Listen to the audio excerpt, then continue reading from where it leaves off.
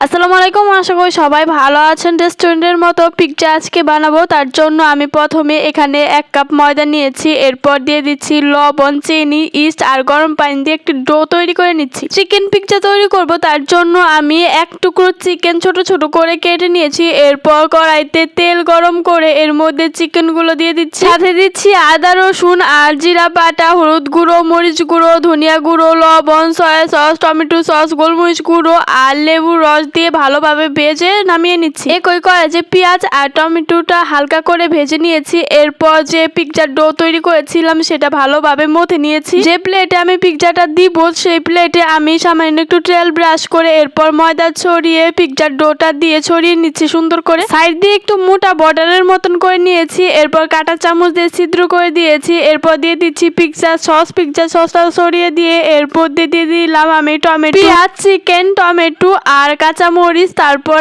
এর মধ্যে আমি বেশি করে চিজ দিয়ে নিয়েছি, গোলমরিচ গুঁড়ো, অরিগানো, চিলি ফ্লেক্স দিয়ে তারপর ভালো মধ্যে আমি ব্রেক করে নিয়েছি। আলহামদুলিল্লাহ, পারফেক্ট দোকানের মতো পিৎজা রেডি। খেতে হয়েছিল ভীষণই টেস্টি। তোমরা বাড়িতে ট্রাই করতে পারো। আল্লাহ হাফেজ।